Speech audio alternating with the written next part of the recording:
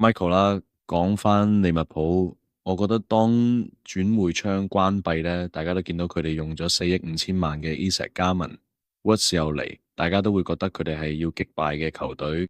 當你見到佢哋夏天用咗咁多錢，你對佢哋嘅表現會唔會感到驚訝？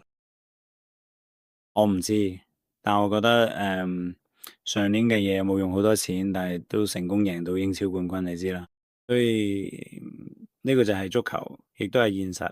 最終要成為冠軍啊，你需要好多嘢都順利，幾乎所有嘢都要完美嘅。一旦你哋球隊出現問題，或者有球員受傷或者其他任何事，佢就唔再完美。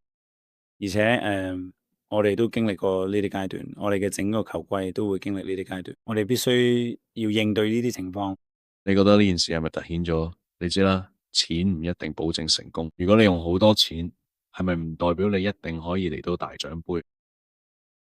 嗯，有好多例子，你知啦，尤其是當你講到你嘅球隊用嘅人工水平同埋你擁有嘅球員水平，佢一段時間之後你就會非常成功啦。呢個就係英超嘅歷史，唔係我講嘅。呢啲事喺呢個聯賽多年嘅一再發生。你好，Michael，你之前講過你唔一定要求或者堅持要做領隊而唔係主教練。咁嗰次對話係點樣發生嘅呢？嗰個轉變，因為肯定唔會係無端端發生嘅。唔係當時喺我屋企，佢哋嚟揾我，開始提出一個想法，問我點睇，同埋佢哋想點樣構建呢間球會。當時大概係我上任嘅5、6個月之後，而且佢哋相信就係咁，呢個就係我覺得我可以幫手嘅地方，呢個係我嘅願景，呢個係我會做嘅事，呢個係我點樣喺呢個項目我提出嘅，然後由嗰度開始，我哋一齊開始為呢啲想法增值。係邊個喺你屋企？咩話？係邊個去你屋企？我寧願將呢件事保密。至於個轉變，你覺得呢個職銜有咩主要分別？我哋見到 Amorim 同 Maresca，佢哋都講過，因為呢個分別而遇到啊嘛。主要嘅改變係咩？老實講，對我嚟講，我意思係喺呢度都係一樣。第二日，因為就算係咁，我都從來咁強迫話唔得，我想要呢個球員就冇決定。唔使再講，呢個係我嘅決定。我認為最好嘅決定，永遠都係大家可以討論，可以反思我哋點解要做某啲事。同意之後，一旦我哋做嘅決定，無論係啱定錯，都要堅持落去。Tom、Richard，你好，Michael，可唔可以問下你關於 Martin Odegaard？因為佢哋過去3場比賽貢獻咗3個入球，而且除咗對維拉嗰場今季嘅正選上陣嘅每一場比賽，你哋都贏咗。佢只係11個球員之一，但係當佢正選上陣時，呢啲數據點樣說明佢對你球隊嘅重要性？嗯，佢對我哋嚟講係一個非常重要嘅球員，所以佢先係我哋嘅隊長。而今季我哋嘅球季好長一段時間都冇嘅，尤其係因為佢嘅傷患帶咗好多干擾，開始比賽，然後膊頭有問題，復出後又有另一個問題，然之後膝頭又受傷，咁所以係啊，球隊好明顯，有嘅喺度係唔同嘅。我哋的確有好好嘅選擇去做到呢樣嘢，但係當馬田處於最佳狀態，同埋佢而家嘅踢法，佢係一個為我哋帶嚟巨大分別嘅球員。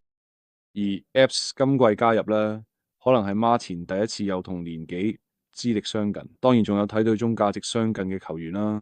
你覺唔覺得 Apps 嘅到來可能推動咗 Martin，令佢更專注去爭取一隊嘅正選位置？係，但係我覺得我哋可以將呢樣嘢延伸到球隊任何一個位置，而呢個亦都係我哋嘅 Pierre 或者 Mosquera 加盟時嘗試做嘅事。可能大家睇預期到佢會有啲高水平嘅表現啦，但係呢個就係我哋想要嘅。而 Apps 嘅表現呢，就非常之出色啦，係無論係喺上陣時定係喺上陣唔多嘅時候，而呢個係我哋球隊中一個好重要嘅特質，我哋必須要認可，因為咁樣其他球員先可以履行佢哋嘅職責，而大家都好開心啦，因為球隊表現好，而且係贏緊波。Michael，你話佢哋喺上陣嘅時候都表現出色，嗰句係咩意思？因為佢嘅渴望程度會更加高嘅，佢每日訓練嘅方式，佢想要嘅方式，佢想付出一切去改變我哋嘅睇法，爭取更多上陣時間嘅方式，係非常出色嘅。而呢樣嘢唔容易，期望係容易嘅，但係以我哋講緊嘅球員水平嚟講，呢樣嘢唔容易。而我好有信心，我哋喺近幾個月會見到一個好出色嘅 Apps。佢好明顯可以踢中路或者左路，兩個位都踢過。同佢合作嘅幾個月之後，你而家有啲感覺到佢喺球場上邊個位置最好，同埋點樣可以發揮到佢最好嘅一面。要視乎佢同身邊球員嘅關係啦，同埋我哋要踢邊種類型嘅比賽。圖的確係比較多偏向左路，無論係邊路定係佢嗰個袋位空間啦。但係同時我哋踢右路都有啲好精彩嘅比賽。我哋意思係佢非常聰明嘅，作為一個足球員嘅非常出色，可以佔據任何空間。我比較傾向於根據喺身邊嘅球員去決定佢踢邊個位，而唔係單純佢哋嘅位置。我哋今日唔能夠問晒所有人，真係好抱歉。我哋會問最後幾個問題。Barry，Hi，Michael，季初對利物浦嗰場波，當時有人講開賽嘅戰術啦，嗰陣時有冇激啲你？或者對曼城嗰場，外界嘅人評論你點樣踢呢啲比賽？咁我意思係最終都係好正常。你係根據你贏定輸嘅被評價。我哋下半場有個絕佳機會，我哋贏咗1-0，肯定係零討論、零問題。所以我明白呢個就係我哋工作嘅方式，而呢樣嘢係有趣嘅，而大家可以有唔同意見，可以明白或者唔明白點解我哋會決定某啲事，或者喺某啲球員。但係我哋知道佢哋嘅身體狀況，可能你睇唔知，因為呢啲人問我另一個球員係咪可以正選上陣，啲人問啊，大家假設我哋有晒所有資訊。你冇咗，佢係正常嘅，我哋亦都唔想提供。所以正常嚟講，根據你哋有啲資訊，你哋就要作出判斷。咁你哋嘅嘢，邊個係贏波嘅最佳方案？而呢樣嘢係要接受嘅。最後係 Ted，你好 Michael，我又有個數據想問你啊，唔好意思啊。好啊，呢個睇下啦，睇下你點睇。你睇而家排榜首，而你哋兩個首席射手嘅英超都係入咗5球。而英超冠軍隊嘅最低首席射手入球數，如果你明我意思，係13球，所以目前嚟講，你睇仲未有望創下新紀錄。你覺得呢個係一個問題，定係你喺隊中刻意營造出嚟呢？將入球分散，而唔係依賴一個人。我哋想入球分散，同時我哋嘅前鋒入到超過20球，呢個先係最理想嘅情況。好，講到 Victor Gyökeres。